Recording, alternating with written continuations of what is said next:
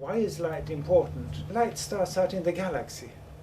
This is a very well known, it's a Crab nebula. But if you look at the stars, you would swear they are white. You go out at night and you'll ask what colors are the stars, you say they're white. This is an illusion, because any luminous object at a sufficient distance will appear white. But in a telescope, it's absolutely not white, as you can see. So already out in the galactic space, color starts there. Color and light are very closely connected. Looking at solar light, the source of energy, almost all life forms, with some few exceptions, are maintained by solar light.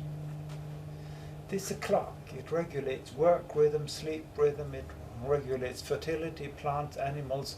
So basically all life forms are generated by solar light. And this is how ancient man, they worked at day and they slept at night. But there was one more light source, the moon. Now moonlight, you would say, this is just reflected sunlight. It's nothing special, is it? But reflected light automatically becomes polarized. Polarized light has some very interesting medical qualities. So it's known in psychology that in full moon people get what is known as lunatic, that the moon affects the psyche.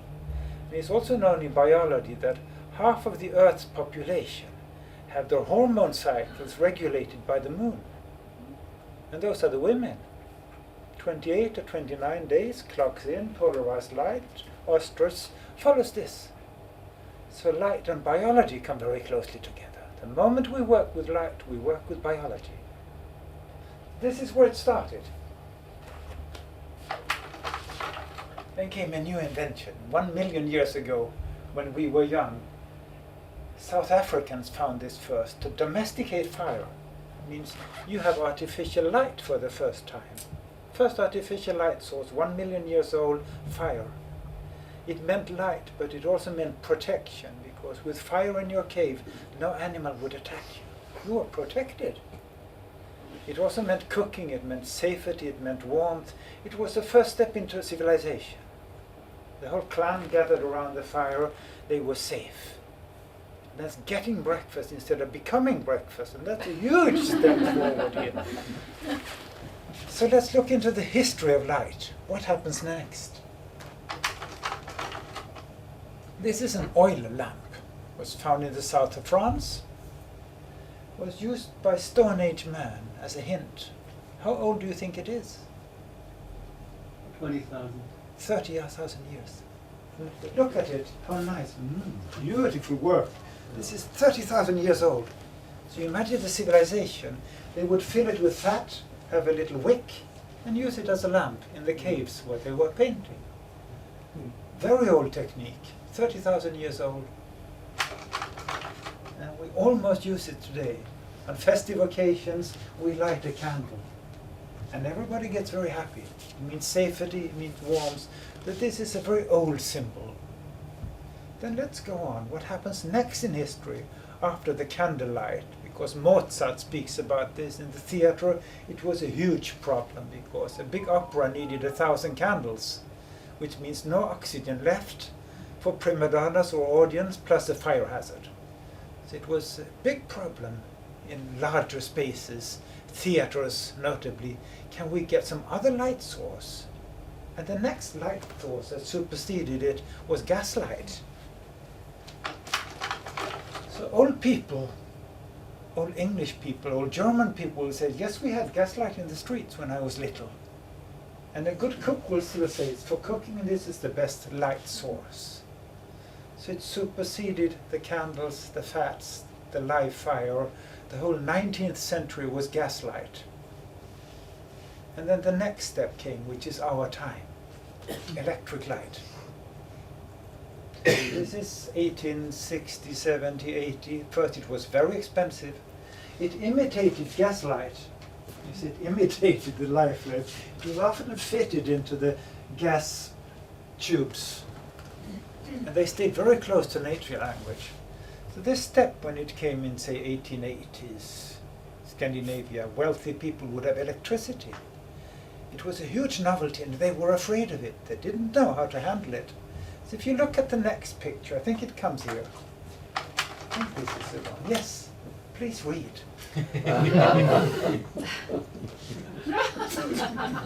Do not attempt to light with match. So they tried to light it with a match. This knew something that was so alien. And then today we consider electric light is perfectly normal, but it was a huge step. So this history of light, let's have a look at it. The next step you will see here, lamps stayed close to nature. Tiffany in the US, French Art Nouveau would use these nature shapes. It was technology, engineering, but it was also highly romantic. Because the people at that time said that technology must be beautiful, which is an interesting thought really. That this was high tech, but it was also very close to nature. So this idea that technology and nature must go together was a leading idea at that time. The next light step comes in 1909 officially, but it never became popular till 1920, 1930, the neon light. Because what is known as a light bulb, an incandescent lamp, if you hold it you will burn yourself. But this light is cold to the touch. It's like a light tube. You can touch it and it will not burn you. The cold light, a huge invention. So you could have it on facades. So any major city in the world would in the 1930s have this revolution of light. Going to town, look at the lights, the city lights, and all the music, the theater, the romance that went with it. 1930 this is around. Next step comes here, we show you. What happens next? 1960, laser light, a new step.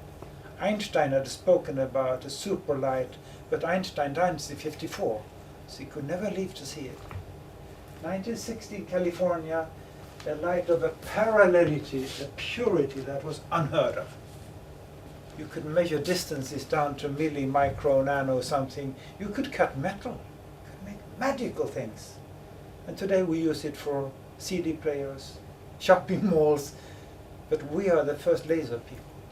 Our grandparents were the first electrical people. We are the first laser people that ever lived to see this super light with very special qualities.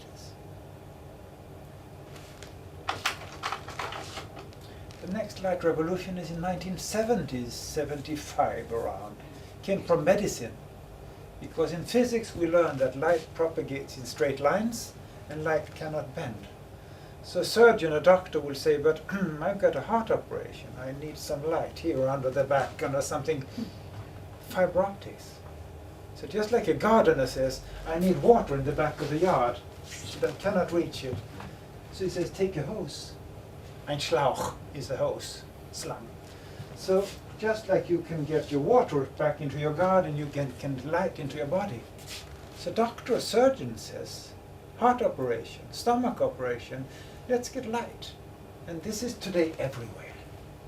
But it was a huge invention, that light could be funneled and tunneled and channeled and led anywhere.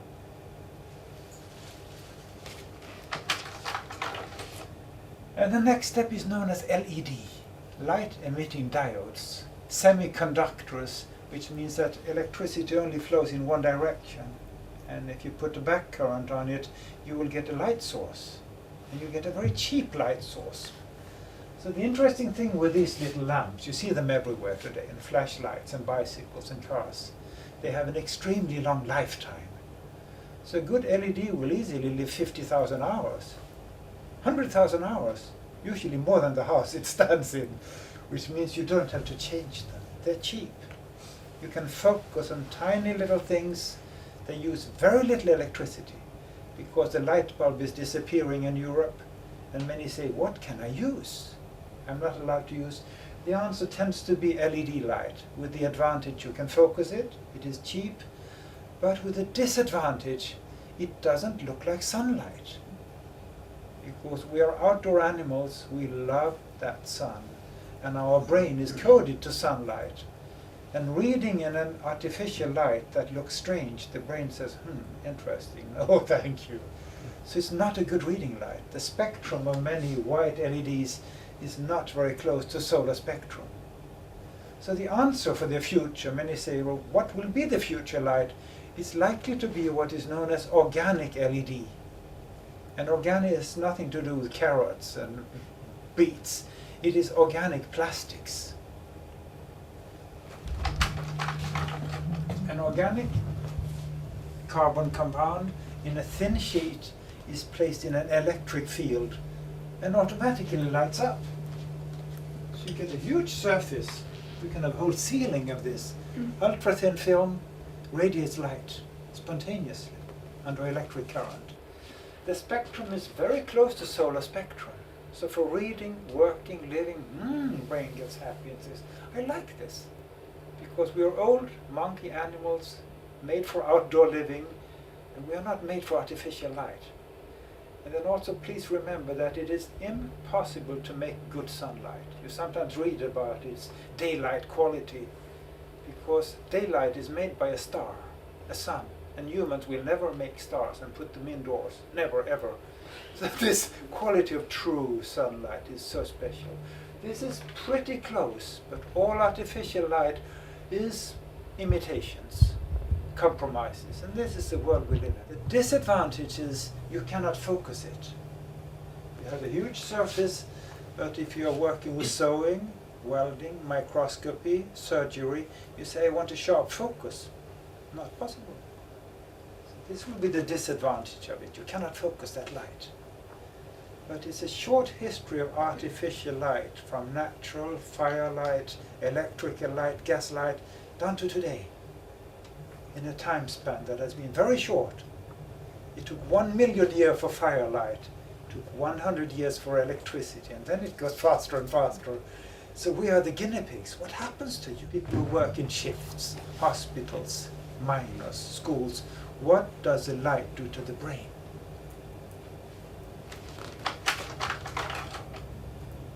This is the light that humans like.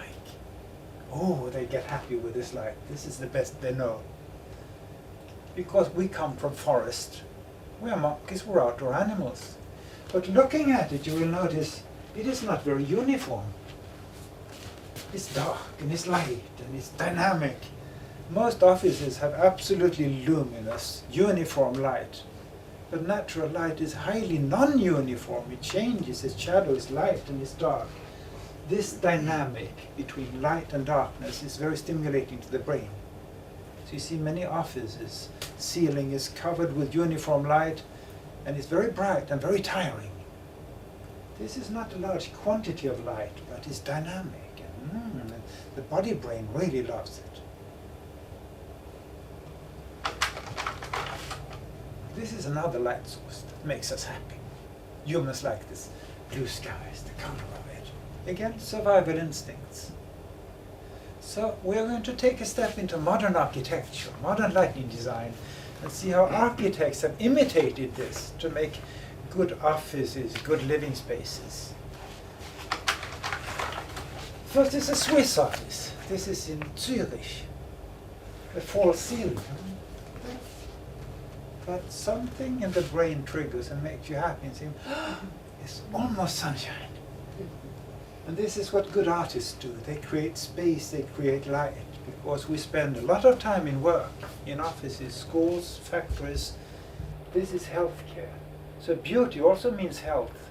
A beautiful house, healthy factory, means healthy people.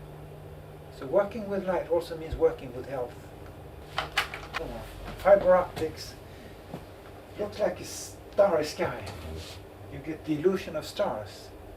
So even if we spend much time indoors, we try to imitate nature, certain combinations that the outdoor animal recognizes and makes him happy.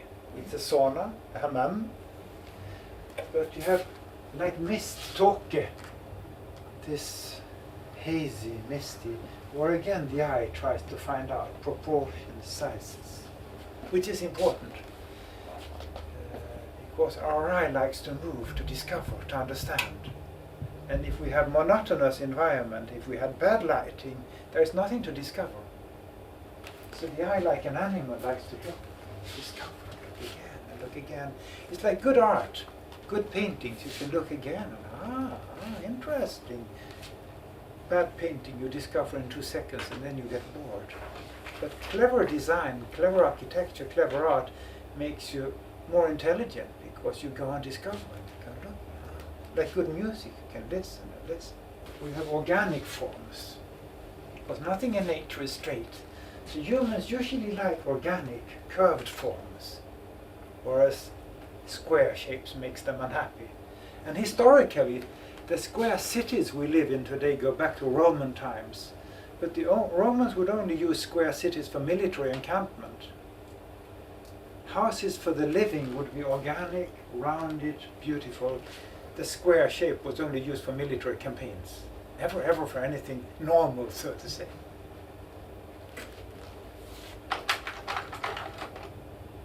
Here's the theatre, the masters of lighting design. So in a theatre you would create drama, passion, with colors, with music, with the color, because color and light speaks to the emotions, speaks to the feelings. We react very quickly to light and colors. To give an idea, within 1/100th of a second I react to color and light. 1/10th of a second geometrical shape. Text usually takes me much longer to read. So the reptile brain, the old brain, sees light, color combination. It affects our body rhythms, sleep patterns, adrenaline, appetite, hormones. So much of our life is influenced by color. And this is what is known in the theatre. You can create drama, passion, quiet, privacy, tragedy, comedy with color. And the audience will feel it. So the theatre went into the towns. This is Amsterdam. Many lighting designers studied in Las Vegas, but they went too far. So they treated old towns like theatres. This was done very much in the 90s. Many of these new lighting designs and new LEDs, very fashionable. So this is a style that came late 80s, 90s in lighting design. Children going to hospital are nervous, are so afraid. And by using the colors of a Tivoli, it makes you feel happy. So this is being used extensively, children's hospitals, kindergarten, schools, to calm children. Rudolf Steiner spoke about this, how color affects the child, the psyche of the child, and the importance of it. A hotel room in Stockholm, it has nothing to do with therapy at all. But you check in and you can choose your colors. You don't want turquoise or pink or orange or lime or green, just like a theatre, which is great fun, but the light will affect your brain. And if you don't know what you're doing, you'll spend the whole night sleepless, or passionate, or angry, or tired, or what have you. So when you use colored light, you automatically use the software to your brain. The human brain is extremely sensitive to light. Use colored light and you touch the hormone levels. Is it morning? Is it evening? Is it warm? Is it cold? All this is ruled by light.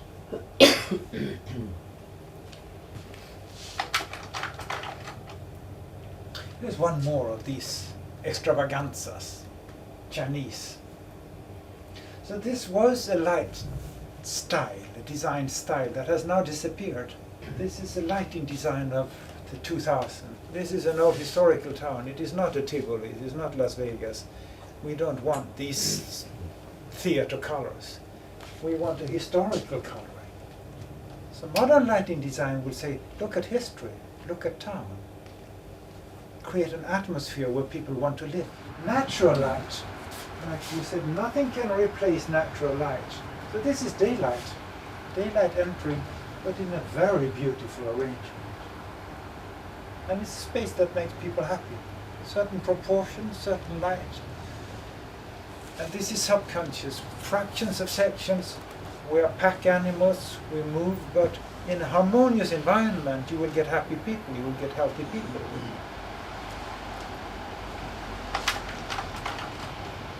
Here is Greece. Daylight again, colors of daylight. How this has been used throughout history. And let's look at the human eye. The instrument that registers all this. Inside the eyeball, light penetrates the lens, absorbed by the retina. Very complex. These are cells optically sensitive cells that convert light into electrochemical reactions being sent into the brain. But please remember, the eye changes throughout life. The eye is not a permanent structure. These are human lenses. This is a newborn baby. This is an 80-year-old person. And then you can find out yourself where you end up here. So the lens denaturates. It's like old varnish. It gets increasingly yellow. These are the rods and the cones. So this is the inner layer of the retina. The longer rods, the smaller cones. These are sensitive to color and light. And if you look at it, you say this is fiber optic. This is organic fiber optic that catches light information. Cones, color sensitive, responsible for color vision. Looking at the brain, we have two important structures. We have the modern brain, the neocortex, and we have the old reptile brain. This old reptile brain is easily 100 million years old. It's extremely sensitive to light. So here is hypothalamus, many hormonal glands are fitted in here. This rules body temperature, blood pressure, sleep pattern, adrenaline, appetite, hormones, and 100 more of hormones. Controlled in this old brain that doesn't speak English or Norwegian or German, but it speaks color, it smells, it touches, it controls the whole body. That is the light key switch, so to say. In 2000 it was discovered even more connections and more connections. So it's a highly dynamic area. 2002, 2005 it was discovered that some receptors are light sensitive. In 2011 it was discovered that blind people can navigate in deep blue light. That part of their visual system functions in blue was discovered in 2011. So many discoveries in this area of photobiology. It's a very dynamic area today. One very important hormone made in the pineal gland, melatonin. Melatonin is a response to nighttime cycle. So in darkness, the brain says it's time to sleep. So let's produce a sleep hormone, and I sleep, and everything is happy.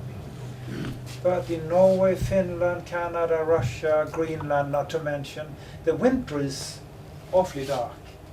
So for 4 months the brain says it's time to sleep and doesn't get out of bed. It gets the winter blues, the winter depression, very pronounced in Scandinavia. Because we come from East Africa. Our biological origin is East Africa with plenty of sunlight. And we don't get it, so our brain falls to sleep. Light is like vitamins, it's like software to the brain. It is so important. Because just to give an idea, we spend 90 to 95% indoors, depending on the season. And many say, but I've got electric light. The problem with electric light is the quantity. So in an office you may have 500 lux. In a sitting room here we possibly have 50 lux or 100 lux. On a sunny day by the sea you have 200,000 lux, which is a normal brain function. So our brain is made to function for 100,000 lux and it feels happy. If it doesn't get it, it falls asleep. Just at noontime, half an hour, will usually give you a full dose of vitamin D. That is one aspect. Starts up the brain so that it functions. But many of us live by electrical light, so it never starts up the brain, it never wakes up. So you see modern people often drink too much coffee, they sleep too little, and the body rhythm is lost. And there is another aspect to function, which is also photohygiene, so to say. It's never dark at night. There's always a television, a lamp post, a streetcar, a bus station. So at night the brain doesn't get full darkness, because the cones want high light to see color, but the rods, they need darkness to function. So a healthy human eye should have bright sunlight and deep darkness at night. Like in the country. Go out in the bush in the country, it gets really dark, and the brain gets very happy and sleeps deeply. And then when sun comes, so these huge cycles, light and darkness, it's like breathing. Give good light to your brains. And good darkness at night. Curtains, if you live in a town. Then it starts to operate like a good muscle and say, wow, jetzt schmeckt's, also, das ist was. This is part of light hygiene. And in my work as an architect, we quite often meet in schools, hospitals, offices, factories, bad lighting. So this is a foundation of health. Don't buy cheap lighting, don't buy bad lighting, because it will affect your health.